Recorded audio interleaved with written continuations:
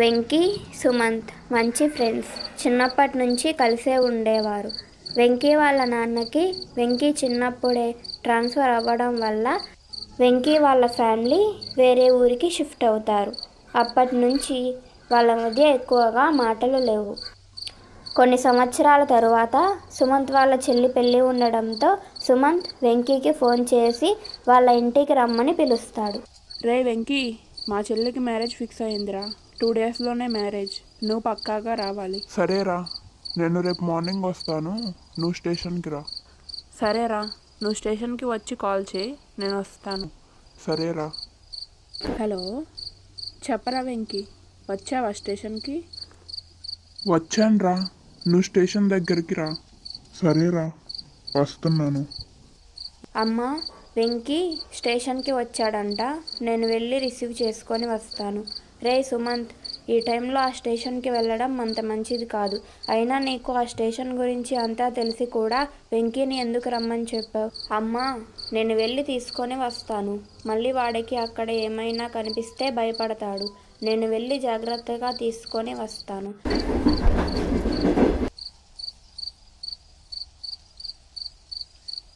ఏంటి, వీడు వచ్చాను అన్నాడు, కానీ ఇక్కడ ఎవరూ కనిపించట్లేదు. ఒకసారి ఫోన్ చేద్దాం. ఛార్జ్ కూడా లేదు.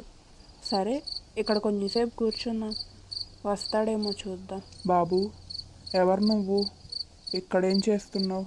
సార్, మా ఫ్రెండ్ వచ్చాడు, వాడి కోసమే చూస్తున్నాను. వాడు వస్తే తీసుకొని వెళ్తాను సార్. చూడు, ఇంత రాత్రి పూట ఈ స్టేషన్లోకి ఎవ్వరూ రారు. ఏ ట్రైన్ కూడా రాదు. నీ ఫ్రెండ్ కూడా వచ్చే ఛాన్సే లేదు. కాబట్టి నువ్వు ఇక్కడి నుంచి వెళ్ళిపోతే మంచిది. ఏంటి, నేను వచ్చి ఇంతసేపు అయ్యింది, ఇంకా రాడేంటి వీడు? కంటికి కూడా కనిపించట్లేదు. ఫోన్ చేద్దామంటే ఫోన్లో కూడా సిగ్నల్స్ రావట్లేదు. ఏంటి బాబు, ఎవరి కోసమైనా వెతుకుతున్నావా? తాత, మా ఫ్రెండ్ వచ్చా అన్నాడు, కానీ ఇక్కడికి వచ్చి చూస్తే ఇక్కడ లేడు. ఎంతసేపు అయినా రావట్లేదు. నీకు నా ఏజ్ అబ్బాయిలు ఎవరైనా కనిపించారా? హా బాబు, ఒక అబ్బాయి రైలు పట్టాల వైపు వెళ్ళడం చూశాను. అతనికి కూడా సరిగ్గా నీ వయసే ఉంటుంది. నువ్వు ఆ రైలు పట్టాల వైపు వెళితే అతను నీకు కనిపించే అవకాశం ఉంది. సరే తాత, థ్యాంక్స్. నేను వెళ్ళి చూస్తాను.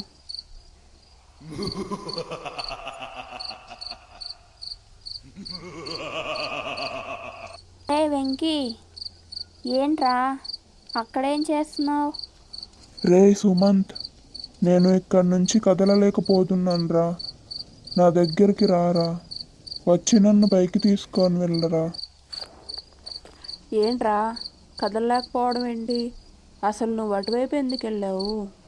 రేయ్, నువ్వు ఫస్ట్ వచ్చి నన్ను పైకి తీసుకొని వెళ్ళరా.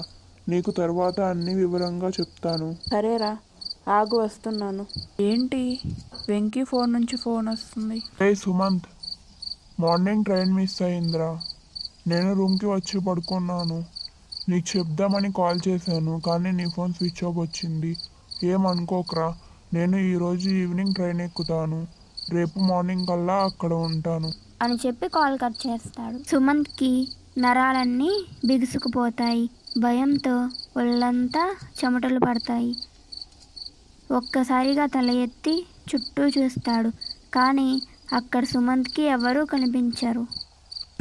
అబ్బా, ఈ రైల్వే ట్రాక్ గురించి అందరూ చెప్పుకుంటుంది విని కూడా వాడి కోసం ఇక్కడికి వచ్చాను. రాకుండా ఉండాల్సింది. తొందరగా ఇక్కడి నుంచి వెళ్ళిపోదాం. బాబు, మీ ఫ్రెండ్ పట్టాల వైపు వెళ్ళాడు.